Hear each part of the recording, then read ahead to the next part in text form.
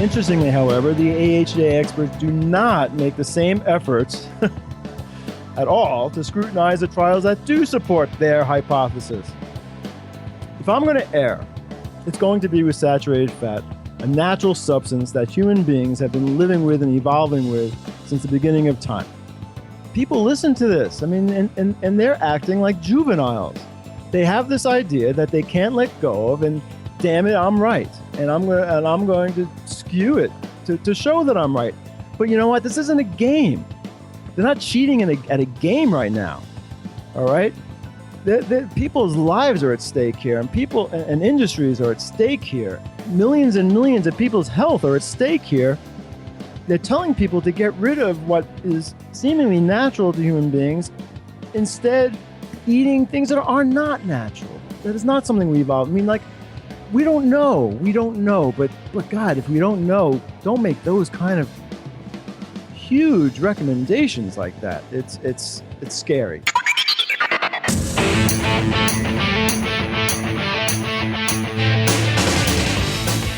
Hey, Inform Nation, welcome to episode number 34 of the Inform Fitness Podcast, 20 minutes with New York Times bestselling author Adam Zuckerman and friends. And I really think today, this episode, might be the first 20-minute episode we've had in quite a long time. And there are many reasons for that. One of them is the fact that Sheila Melody is actually off gallivanting around France as we speak, so she will not be joining us here in Part of France. Yeah, she's such a windbag anyway. She just keeps on rambling and rambling and rambling. That's why we're going to over 45 minutes. I know, poor Sheila. She just keeps talking, and she won't let us get a word in edgewise. It's right?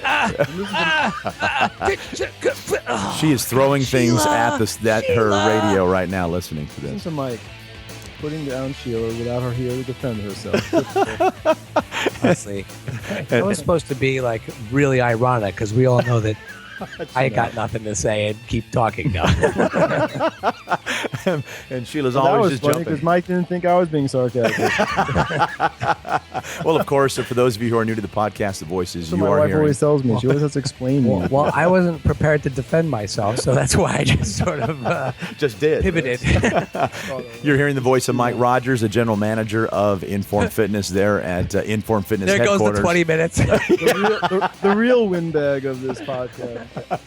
Yeah, I just can't keep my mouth shut. Also, of course, the man you just heard is the founder of Inform Fitness, Adam Zuckerman. And Adam, a few episodes ago, we spent a lot of time talking about your ketogenic diet, that 90-day journey that you embarked upon right towards the beginning of 2017. And you had tremendous results with this new diet plan. And we've yet to see your blood work results. I'm assuming that's coming pretty soon. But the items that you mentioned the food that you were eating on this diet were some items that we've been told for decades to stay away from, saturated fats and such. And that is the title or the topic for today's podcast. Yes. So saturated fat has been vilified for the last 50 years and continues to this day to be vilified by the American Heart Association with a recent advisory they put out. Can't be more than a couple of weeks ago at this point. And I remember when it came out, Mike ran to me and said, Adam, did you see this? Right, Mike? That's Yeah. Yeah. So I was like, Adam, did you see this? No, something, just like that. Just like that. Adam, Just like that. Adam, comma, pause. Did you see this? Question mark. Just for effect. Wait. Right. No, well, here's the deal. Something, we're always bringing things to each other's attention, when we see something published online. And frankly, the first thing I saw was about 2 weeks ago was a headline that says, it turns out coconut oil is bad for you. I saw the same thing. Says the AHA. And I was like, whoa, okay, all right. Well, I cannot wait to read this because the AHA, the American Heart Association, is revered right. That's that. institution. That's what I get very excited about it. And I've been excited to actually read studies, not just articles. Ever since I read Good Calories, Bad Calories by Gary Taubes about 12 or 13 years ago. And because, that was, I don't know when it was. Who knows? It was a long time ago, it seems like. But anyway, it's, he wrote a fantastic book. And through the research in that book, which really was talking about this, it was talking about carbohydrates and fats and proteins and everything. But the thing is, through his research, you learn, and he brings attention to the idea of studies themselves that get published and the articles on the studies. And so ever since then, when we get access to an article that says carbs are good for you, or protein's bad for you, or fat is bad for you, or whatever, or see those studies. we want to actually read them, see what they're saying. And oftentimes we're finding that only 4 people were involved in this study, or it was only observational research, or only 25,000 people were interviewed on paper and they sent it in through the mail or something like that. No follow-up and all this kind of so stuff. really, basically the scientific method wasn't really used. But the thing is, when the American Heart Association, a very reputable organization that is respected by your physicians who are giving you advice and all sorts of stuff, it's a shame to see that oftentimes this stuff is much more questionable than it is substantive. And so anyway, I saw this article, and it's funny because a couple months ago, I get clients who send me articles that are just like, it's with similar type of headlines, like, Mike, you see, and I'm just like, this came out of Tufts University by the American Dietetic Association or so-and-so. And I'm just like, well, it was also sponsored, but they're trying to tell you that whole grains are good for you, but the study was sponsored by or paid for by General Mills and the Department of Agriculture, 2 organizations that want you to eat more Cheerios. And then you look at the study itself, and it actually has almost nothing to do with the headline. Sometimes things are interpreted in such ways. Anyway, so Adam prepared a little, he wrote out a nice little commentary, and I think this is going to be a little bit of a unique podcast because it may seem a little lectury, but we're going to hopefully have a little discussion about it, but we're going to keep it short and sweet, and he'll explain why. So when Mike brought this to me, and I had already heard about it, but I was rolling my eyes about it before I even read it. When he brought it to me, I said, yes, Mike, I did hear about it, but I haven't actually read it yet. And so, of course, I ended up reading it that evening. It's like 30 pages long. And, well, quite honestly, it's a complete rehashing of what the AHA has been saying and arguing for 50 years now. And there was nothing, believe it or not, in it that was new. And I don't want to sound conspiratorial, but for whatever reason, the American Heart Association continues to cherry-pick studies, old flawed studies, by the way, that support their hypothesis. They can't get over the fact that they believe, and will do anything to support this belief, that saturated fat causes heart disease. Now, again, this has been going on for like 50 years. And unfortunately, they're using pretty shady techniques to come to these conclusions. Techniques that are basically, cherry picking the studies that support their argument. Now, the big travesty here to me is that I don't understand why the whole scientific community and the press, for that matter, the media, aren't screaming dirty pool. It baffles me that they're not saying, hey, you're rehashing the same old crap that you've been rehashing for the last 50 years. Maybe because most people feel that saturated fat must be bad for. Maybe everyone believes that saturated fat must be bad for. After all, we've been hearing it for the last 3 generations. Anyway, so I have to say, first and foremost, that I don't know whether saturated fatty acids or SFAs or saturated fat is bad for you. I don't know. I don't think they are. But I don't know for sure because we don't have enough evidence to say that. With all the studies that have been done, we still can't definitively say that saturated fatty acids are bad for us and cause cardiovascular disease and kill us early. No studies have shown that yet. No good studies anyway.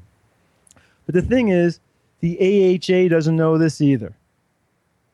But they want so badly to believe that saturated fat is bad that they talk themselves into it and manipulate the facts to fit their belief.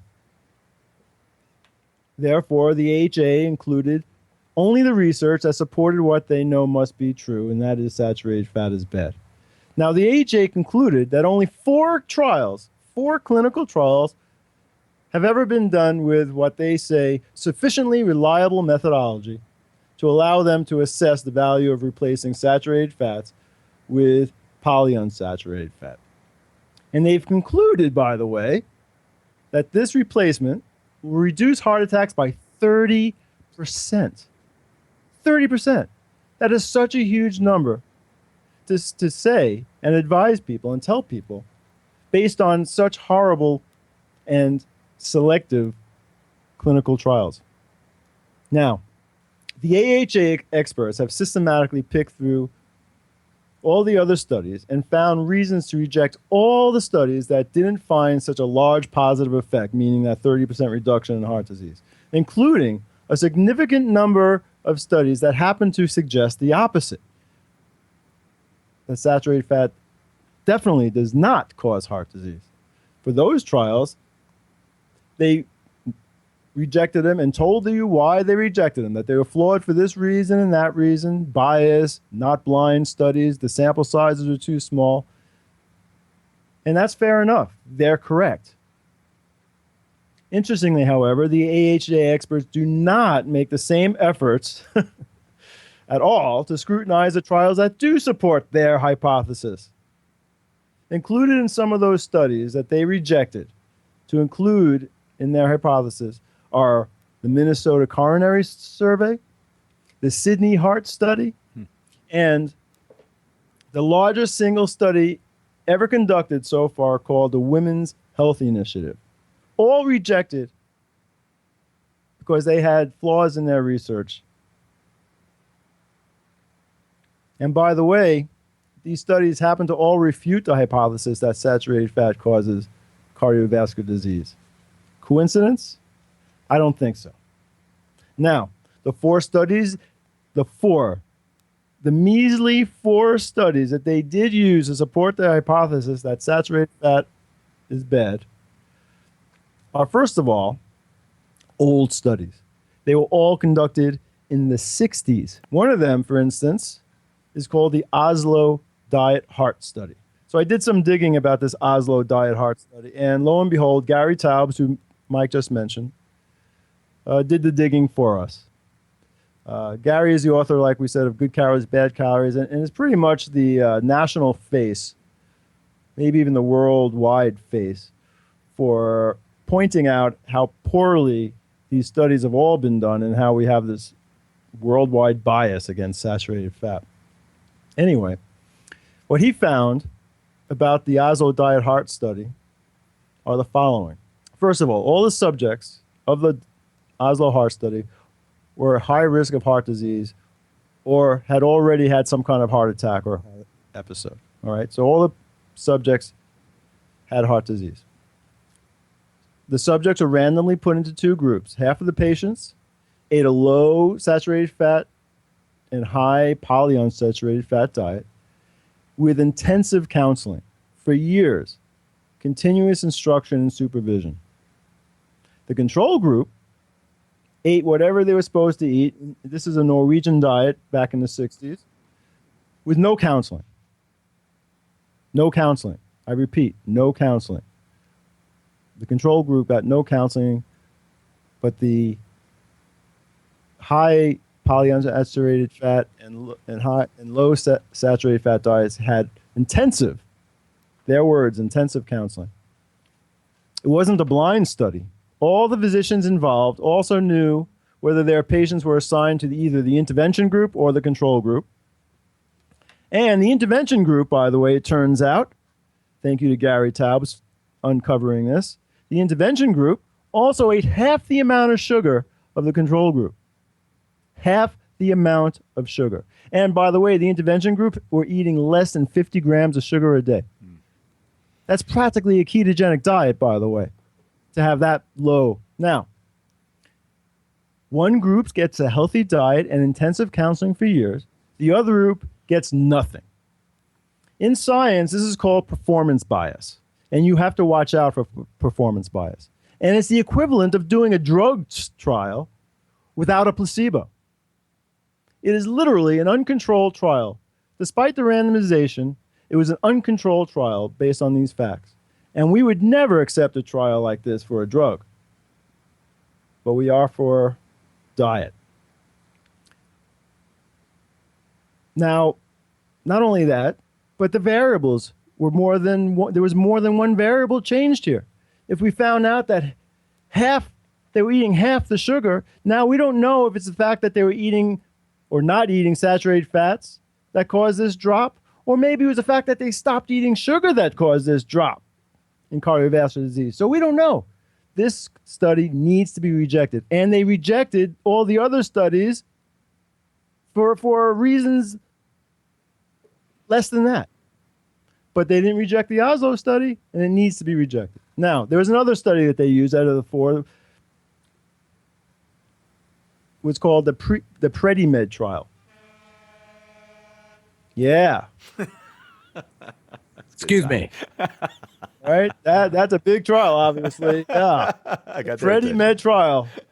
That truck liked it. Probably the most famous study that made the Mediterranean diet so popular. This was also included by the AHA. And guess what? I'm not going to get into all the details. You can look it up yourself. But the same issues existed as the Oslo study. The same kind of problems associated with that as well. All right, must reject. Same problems, no intervention for the control group, et cetera, must reject. So here's the kicker. The AHA experts actually acknowledge that they're discussing the same decade-old trials and that these trials cannot resolve this controversy. And this is what they say in this advisory that just came out. They actually said it in the advisory. And I'm going to read this from the study, which is funny because, again, the press doesn't talk about this comment. They talk about how they just said 30% reduction is necessary in saturated fats, and coconut oil is, since it's 82% saturated fat, that is the number one thing that should go, coconut oil. All right, this is what they wrote. The core trials reviewed in this section were started in the late 1950s and early 1960s. Readers may wonder why at least one definitive clinical trial has not been completed since then. Reasons include the high cost of a trial having upward of 20,000 to 30,000 participants needed to achieve satisfactory statistical power. The feasibility of delivering the dietary intervention to such a large study population and technical difficulties in establishing food distribution centers necessary to maintain high adherence for at least 5 years, and declining CVD incidence rates caused by improved lifestyle and better medical treatment. These linked issues must be managed to obtain a definitive result. Remain the central considerations for dietary trials on cardiovascular disease, and indeed are the overarching reason why few of these trials have ever been done. So they're basically saying, all right? They're basically negating any conclusions that they have from the study they just published. They're basically saying that a study to really definitively prove that saturated fats are bad or good can't be done. That they quit. They quit. They are saying it can't be done. So why are they including the trials that support their argument? Because they aren't even close to those kind of standards. And of course, by the way, I talked about the Women's Health Initiative study that was rejected by them. That was rejected by them because they didn't have the numbers of participants. So that's why they rejected that. Really, it's probably because it didn't prove their point, their belief. Okay, one last point. If I'm going to err, it's going to be with saturated fat, a natural substance that human beings have been living with and evolving with since the beginning of time. The polyunsaturated oils, other than olive oil, of course, are man-made foreign objects, in essence, to our body. So before I subscribe to these weak AHA recommendations, I am going to need a lot more compelling evidence to accept a foreign object as healthier for me, as opposed to saturated fat, which is something that we've been eating as humans for our whole lives. So I'm not going to just jump ship now, especially since I had such great success personally with eating saturated fat. And that's true. I haven't had my blood work done, but you know, all signs say that I am actually in better shape right now than I was. I lost weight. My back problems went away. I'm definitely not as inflamed, basically. And again, this inflammation I'm talking about, it's because our bodies are fighting these foreign objects that they're not meant to eat. And I'm sorry. If you told me to choose between coconut oil and canola oil, I'm going coconut, baby. Bring it on. Yeah, it makes it's very, in defense of what they're saying, what AHA is saying, it is very, very difficult to isolate variables over a statistical, a significant amount of statistically significant amount of people.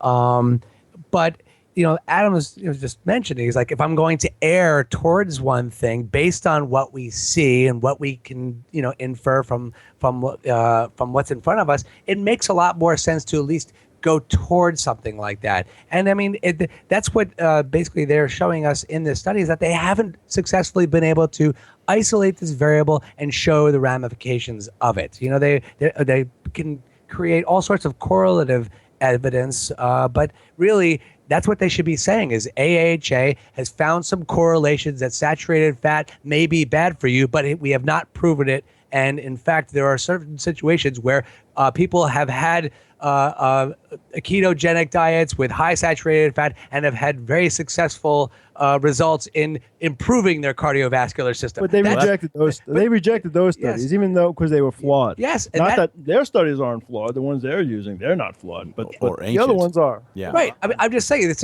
just like there is just no proof, and to actually prescribe that type of thing, and we're to be such a highly respected organization, which most doctors are they tell their patients based on this type of evidence or whatever is published. If they even, who knows how many of them actually read the studies? Well, that's the real crime here.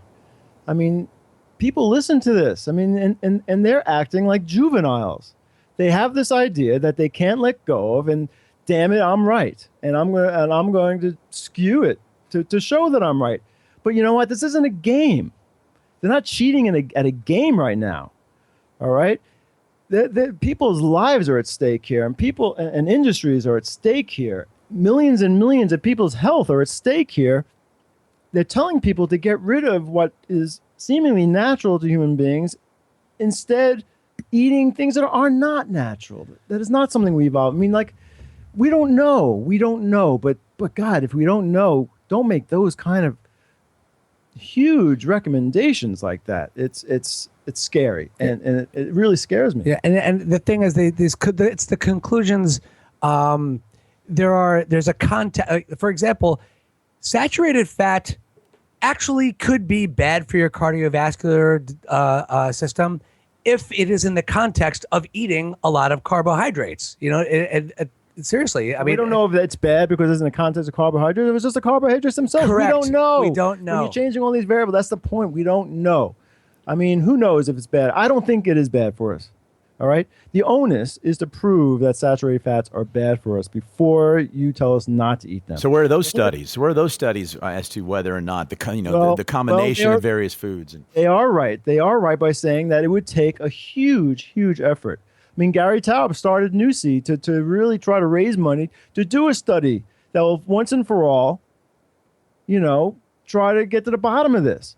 But it's nearly an impossible task. Just to get it funded? I think it's going to happen. Yeah, funded and done. I mean, but hopefully, who knows? Well, I personally think it will happen in the future, because you want to get volunteers to participate in the studies. And the thing is, if saturated fat has been vilified historically for a long enough time, it's literally, I think there's some people who think that there's an ethical dilemma in saying, hey, let's see how if we stuff some people with saturated fat and see how they're going to do. The thing is, it's kind of like, hey, let's see how heroin's going to be for some people and how not heroin's going to be for other people. And I think sometimes, because of the history that saturated fat has become, there may be somewhat of an ethical dilemma in actually trying to recruit those people. That's true. So maybe they're not just bad infantiles that are afraid to bruise their ego. Maybe it's just because they're afraid that if they said that saturated fat is not so bad, then maybe they're afraid that we're going to start all of a sudden eating bacon for breakfast every single day. But you know what?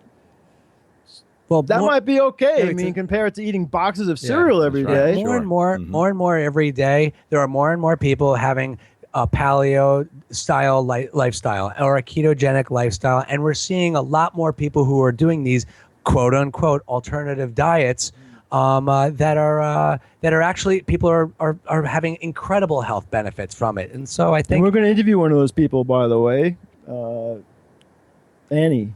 Oh yeah. One of our clients will be on one of the podcasts We coming work up. with a dietitian, not a hack like us. She worked with a real dietitian. Mm-hmm. Well, it wasn't just our trainers telling her to just eat fat. It was she was under and she had great results with a low carbohydrate, relatively high saturated fat diet. Well, let's get her on relatively quickly if we can, too, because, we in this podcast, the life of this podcast, we're looking at about 34, 35 episodes, and the lion's share of the episodes are about exercise and intensity. That's pillar 1. But, today we're talking about pillar 2 and nutrition. And so I think this is an area of your 3 pillars, Adam, with exercise, rest and recovery, and nutrition, one that we need to really spend a little bit more time on to help our audience really embrace Power of 10. It's great to hit all the pillars and everything, but for we want to have credibility for what we're trying to say. We don't make conclusive claims until we really know. Not like the AHA does. Exactly. And the thing is, and that's the thing is but it's great to see people who are doing some of these quote unquote alternative diets against what the American Heart Association has prescribed, and have had incredible success with their fitness goals and their health goals as well. So, and Adams is another exhibit, and we're going to get the scientific results soon, I'm sure. But it's anyway. But I think this podcast is very, very important because, and we hope it just brings to attention just that we don't just read the headlines. See if you can click on the actual study. See if you can understand it the best you can. Consult somebody who, and bring it to your doctor. Say, hey, what about this? What about that? Or someone who you think might have a better idea of what they're talking about. But we do need to be a little dubious of some of these organizations that the medical world has put a lot of stock in. Mike and Adam, thanks for a great discussion here on the Inform Fitness Podcast. Now, Inform Nation, we invite you to read that USA Today article titled, "Coconut Oil Isn't Healthy, It's Never Been Healthy." Then review the American Heart Association study for yourself titled AHA, Presidential Advisory on Dietary Fats and Cardiovascular Disease. And of course, for your convenience, we'll have a link to the article and that study in the show notes. You might remember we were hoping to have special guest bodybuilder and biomechanics expert Doug Brignoli on the show this week, but we had some Skype issues that we hope to have resolved here in the next couple of weeks, so looking forward to having Doug on the show with us very soon. If you are an exercise enthusiast and maybe you found this podcast via a search through iTunes, iHeartRadio, Stitcher, TuneIn, or even on YouTube, but you haven't yet given this Power of 10 slow motion high intensity strength training a try for yourself, what are you waiting for? Click on over to informfitness.com for locations across the U.S.